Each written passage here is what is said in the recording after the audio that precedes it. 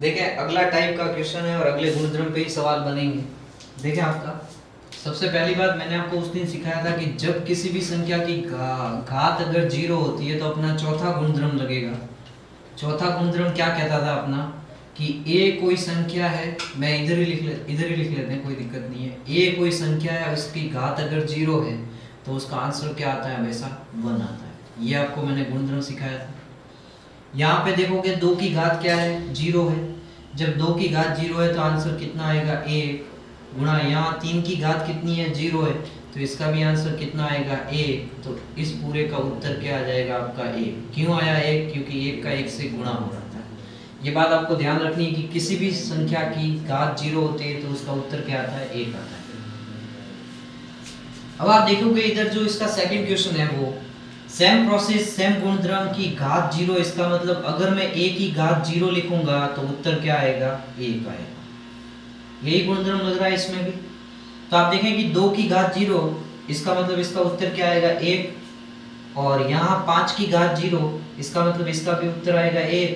तो आपका answer total कितना हो जाएगा, आप कहोगे कि 1 + 1 उत्तर कितना आ जाएगा, 2।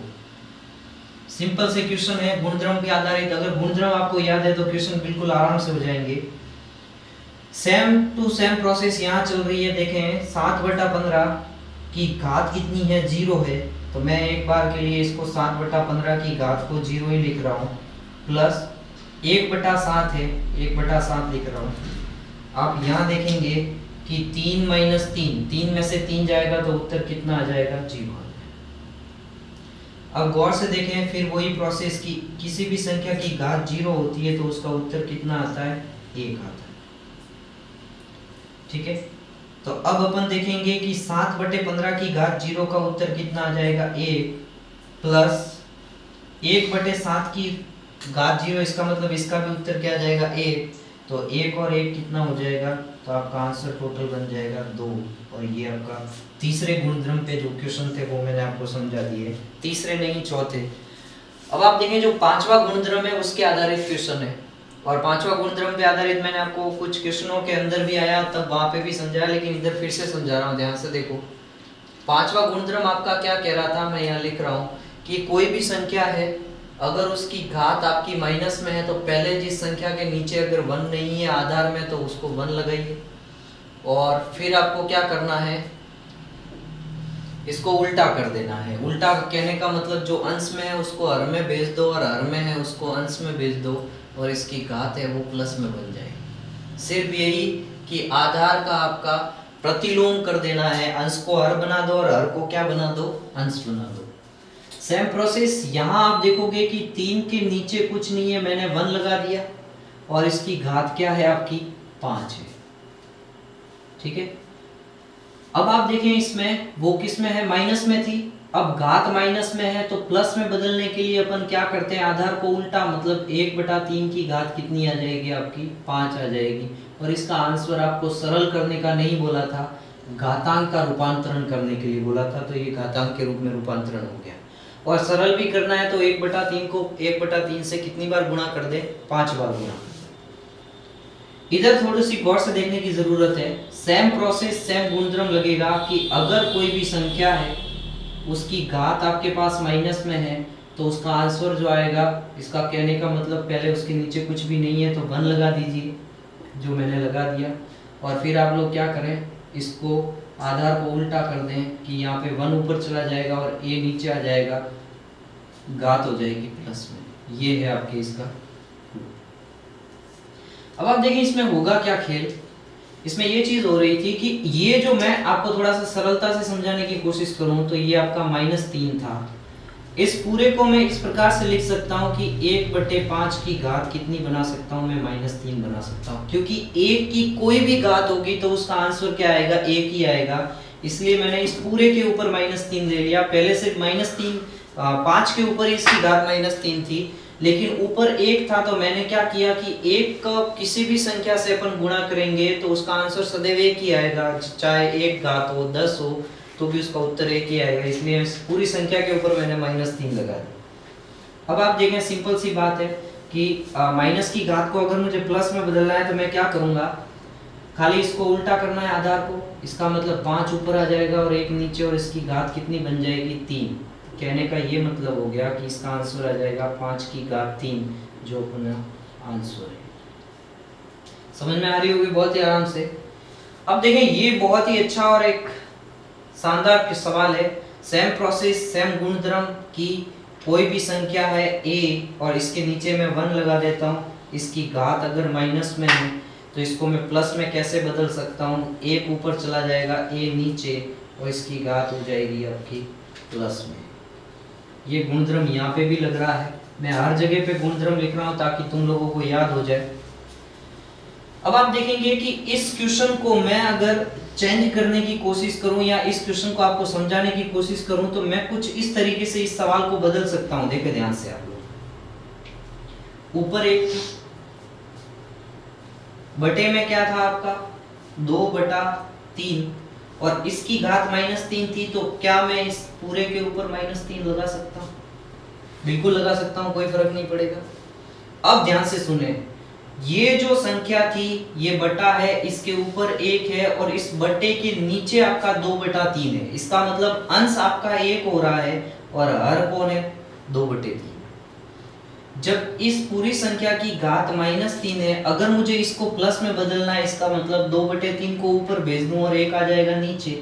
इसका ये मतलब सीधा सा हो गया कि 2/3 और बटे में 1 मैं एक बार के लिए लिख लेता हूं, और इसकी घात ये माइनस में थी तो हर वाला ऊपर चला गया और अंश वाला नीचे आ गया। इसका मतलब 2/3 बटे में 1 था, ये किस में आ गया आपका प्लस में आ गया।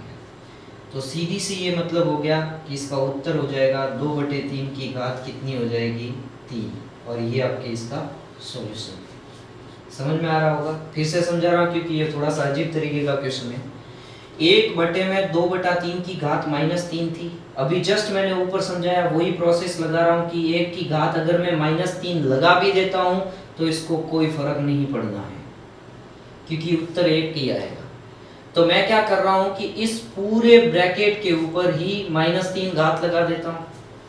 इस पूरे के ऊपर अगर मैं -3 घात लगा देता हूँ तो ये मेरा अंश था और ये हर था।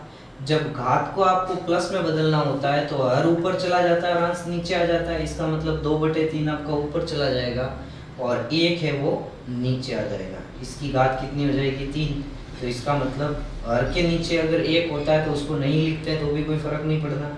इसका मतलब 2/3 की घात कितनी आ जाएगी 3। अब आप देखें ये वाला क्वेश्चन। ये क्वेश्चन अपन आगे बहुत ही अच्छे से पढ़ के आए हैं, हमने सरलता से पढ़ा भी था इसको, और आज फिर अपन इसका यूज करेंगे। गौर से समझे इसको। देखिए इसमें कोई गुणधर्म नहीं लग रहा है, लगाने को तो लगा सकते हैं लेकिन नहीं लग रहा है, थोड़ा सा ध्यान से देखने की जरूरत है। तो आप जब गुणधर्म नहीं लगता है तो अपन क्या करते हैं, 15 गुणा 16 सीधा सीधा मल्टीप्लाई कर देते हैं। 15/16, तो यहाँ पे भी 15/16। 15/16 की घात 3 थी तो ये मैंने 3 बार लिख दिया। अब आप देखें ये भाग का निशान है, इसको अगर मैं गुणा में बदलता हूं तो ये क्या बन जाएगा 8/9। मैंने बोला था आपको जब पहला चैप्टर पढ़ाया था परिमेय संख्या वाला कि भाग को अगर मैं गुणा में बदलता हूं तो भाग के निशान के बाद वाली संख्या है वो आपका अंश हर में बदल जाता है और हर अंश में बदल जाता है। इसका मतलब 9/8 की घात 2 थी तो यहाँ क्या बन जाएगा 8/9। अब आप देखें कि 8 से अगर मैं 16 को काटूंगा 2 बार, फिर इस 8 से इस 16 को काटूंगा तो ये भी 2 बार कटेगा। इधर मैं 3 से काटूंगा तो ये 3 बार कटेगा, इधर कटेगा 5 बार। इधर भी मैं 3 से काटूंगा तो ये आपका 3 बार कटेगा और इधर कटेगा 5 बार। तो ऊपर आपका क्या बच गया, ऊपर बच गया है आपका 15 गुणा 5 गुणा 5 बटे में नीचे बच गया 16 गुणा 4 गुणा 9। ये बात समझ में आ रही होगी आप लोगों को। अब थोड़ा सा आप लोगों को ध्यान से देखने की जरूरत है। तो वो क्या हो जाएगा कि सिर्फ इसमें गुणा करना है अपन लोगों को। तो गुणा करेंगे तो क्या बन जाएगा आपका 15 गुणा 25 बटे में आ जाएगा 16 गुणा 36। ठीक है, और इसका अपन सिंपली गुणा करेंगे। जब मैं इसका गुणा करूंगा तो गुणा क्या हो जाएगा, देखें 15 का 5 से गुणा करूंगा तो कितना आ जाएगा 15 पंजे 75, हासिल लग जाएगी 7। और 15 दूनी 30 और 7 कितने होते हैं आपके 37।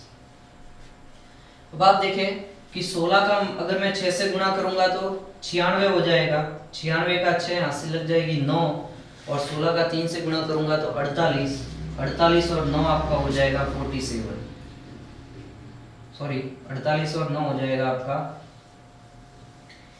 57। तो ये आपके इसका आंसर हो जाएगा। ठीक है, अब आप देखें इसके बाद वाला जो क्वेश्चन है, सेम प्रोसेस, कोई क्वेश्चन में सेम का सेम क्वेश्चन ही है, कोई दिक्कत वाली बात नहीं, इधर भाग का निशान है इधर गुणा का निशान है, क्वेश्चन में कोई डिफरेंस नहीं है। एक बार फिर से इसको समझा देता हूँ। इसमें जब कभी भी गुणधर्म नहीं लग रहा है, क्योंकि देखो इधर आधार भी अलग अलग है, घातें भी अलग अलग है, तो गुणधर्म नहीं लग रहा है। तो 15/16 की घात 3 थी, मैंने इसको 3 बार लिख दिया।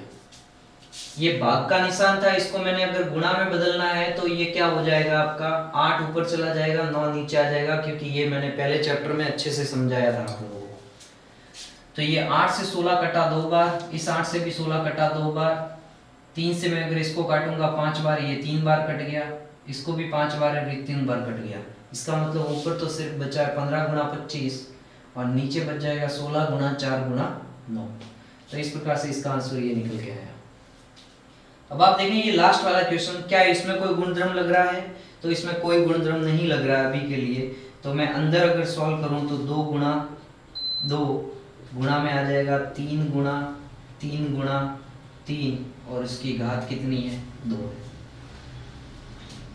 देखें आप, इसको मैं अगर सॉल्व करूं तो आगे ये कितना हो जाएगा 2 गुणा 2 4, और 4 को अगर मैं 3 से गुणा करूंगा तो 4 का 3 से गुणा हो जाएगा 12, और 12 का 3 से गुणा करूंगा तो हो जाएगा 36, और 36 का 3 से, देखिए 2 का 2 से गुणा तो कितना हो गया 4, 4 का 3 से गुणा 12, 12 का 3 से गुणा 36, और 36 का 3 से गुणा होता है आपका 108, और 108 की घात कितनी बन जाएगी 2, और इसका आंसर निकालेंगे अपन तो क्या हो जाएगा 108 गुणा 108, और जैसे ही मैं इसका गुणा करूंगा जो आपका आंसर आएगा वो इसका सॉल्यूशन होगा। इस प्रकार से जो आपके गुणधर्म पे क्वेश्चन बनते थे, सारे के सारे क्वेश्चन मैंने अच्छे से आपको उस दिन भी एग्जाम्पल लेके समझाया था, आपकी एक्सरसाइज के भी क्वेश्चन करवा दिए। तो ये आपके खत्म हो गया इसका। देखिए ये क्वेश्चन है कुछ, इनको भी सॉल्व कर लेते हैं, फिर ये आपकी जो तीसरी प्रश्नावली का 3.1 है वो पूरी कंप्लीट हो जाएगी। इसमें भी देखिए आप कोई गुणधर्म नहीं लग रहा है। जब मैंने बताया कि कोई गुणधर्म नहीं लगता है तो उसको अपन सीधा गुणा कर देते हैं। 2/3 2 बार था इसलिए 2 बार लिख लिया। 1/4 की घात 3 है, इसको 3 बार लिखना पड़ेगा। 1/4 1/4 और 1/4, और 3/4 की घात 2 है इसलिए 3/4 गुणा 3/4। तो ये तो काफी सिंपल बात हो गई कि 2 और 2 4 हो गया, इस 4 से ये 4 कट गया, इस 3 से ये 3 कट गया, इस 3 से ये 3 कट गया। तो अब आप देखें कि ऊपर तो कुछ भी नहीं बचा, सिर्फ 1 बचेगा, और नीचे 16, 4 × 4 16, और 16 × 4 हो जाएगा 64, और 64 का 4 से गुणा करूंगा मैं तो आ जाएगा आपके पास 256। ये आपके इसका आंसर आ गया। बड़ा सिंपल क्वेश्चन था, लेकिन एक्सरसाइज में थे तो मैंने आपको करवा दिए सारे। आगे देखें आप, इस वाले क्वेश्चन में पहले अंदर की तरफ देखेंगे तो गुणधर्म ऊपर लग रहा है लेकिन नीचे नहीं लग रहा है, तो लगाएं तो भी कोई दिक्कत वाली बात नहीं है, नहीं लगाएं तो भी चलेगा। तो देखें इसको मैं लिखूंगा तो 2 × 2। क्यों लिखा मैंने 2 × 2? क्योंकि 2 की घात कितनी है 2। इधर मैं लिखूंगा 3 × 3, क्योंकि 3 की घात कितनी है 2 है। इधर 2 की घात कितनी बार आ रहा है तो आप कहोगे कि सर 3 बार है, तो 2 × 2 × 2। 6 कितनी बार है तो 6 है आपका 2 बार, और इसकी घात कितनी है आपकी 2 है। इस 2 से ये 2 कट गया, इस 2 से ये 2 कट गया। 3 से अगर मैं 6 को काटूंगा तो कितनी बार कटेगा 2 बार। इस 3 से मैं 6 को काटूंगा तो कितनी बार कटेगा 2 बार। इसका मतलब ऊपर तो 1 आ गया और नीचे कितना आ गया आपका 8 आ गया, और इसका क्या है आपका स्क्वायर है। स्क्वायर होगा तो आप देखेंगे 1 का स्क्वायर कितना होता है तो आप लिखोगे 1, और 8 का स्क्वायर कितना होता है तो आंसर आ जाएगा 1/64। ये भी जो क्वेश्चन था देखने में टफ था, क्वेश्चन एकदम आसान था। देखिए आगे इस तरफ वाला क्वेश्चन, ये बहुत ही अच्छा क्वेश्चन है और ये बोर्ड में आया हुआ क्वेश्चन है, इसको ध्यान से समझे, बड़ा सिंपल क्वेश्चन है। देखिए इस क्वेश्चन को करने के लिए वो कोई ज्यादा टफ है नहीं, सिर्फ अपना गुणधर्म लग रहा है, और वो भी गुणधर्म कौन सा, ये वाला, a/1 लिख दूंगा। और घात अगर माइनस में है, जब घात माइनस में इसको प्लस में बदलनी है तो मैंने क्या बोला, आधार के अंश को हर बना दो और हर को अंश बना दो, तो 1/a और इसकी घात हो जाएगी प्लस में। ये वाला गुणधर्म लगा देना। जब ये वाला गुणधर्म में लगाऊंगा तो ये 3 तो ऊपर चला जाएगा और 1 नीचे आ जाएगा, तो 3/1। देखें मैंने गुणधर्म लगा दिया है, घात माइनस में थी, इसको प्लस में बदलने के लिए अंदर वाले जो आपका आधार है इसके अंश को हर बना दो और हर को अंश बना दो, तो ये आ गया। इधर मैं प्लस लिखूंगा तो इधर भी वही चीज की घात माइनस में इसको प्लस में बनाने के लिए ये क्या आ जाएगा, 2/1 की घात कितनी हो जाएगी, 2 हो जाएगी। प्लस में इधर भी 1/4 की घात माइनस में इसको प्लस में बदलने के लिए 4/1 और इसकी घात कितनी हो जाएगी, तो 2 आ जाएगी। अब देखिए काफी सिंपल सी बात हो गई कि 3 की घात 2 मतलब 3 × 3 कितना हो जाएगा, 2 प्लस बटे में 1 से कोई मतलब नहीं है, अगर मैं लिखूं तो भी और नहीं लिखूं तो भी कोई फर्क नहीं पड़ना है, तो लिखा हुआ ही रहने दें, लेकिन इससे कोई मतलब नहीं है। 2 की घात 2 कितना हो जाएगा, 4 आ जाएगा, और 4 की घात 2 कितना हो जाएगा आपका, 16 हो जाएगा। इसका मतलब 16 और 4 20, 20 और 9 कितना आ जाएगा, 29। इस प्रकार से जितने भी टाइप के आपके क्वेश्चन गुणधर्म पे बनते थे, सारे के सारे क्वेश्चन मैंने आपको समझा दिए हैं। इस प्रकार से ये आपकी जो पहली प्रश्नावली है 3.1 की कंप्लीट हो गई है। कल अपन करेंगे कंटिन्यू इसके बाद। और सबसे बड़ी बात ये ध्यान दें कि आप लोग मेरे चैनल को ज़्यादा से ज़्यादा सब्सक्राइब करें, शेयर करें और अपने दोस्तों को बोलें कि लाइक भी करें, और जो गाँवों में हैं 8th क्लास के बच्चे उन तक ये चैनल को पहुँचाएँ ताकि उनको फ़ायदा मिल सके। Thank you.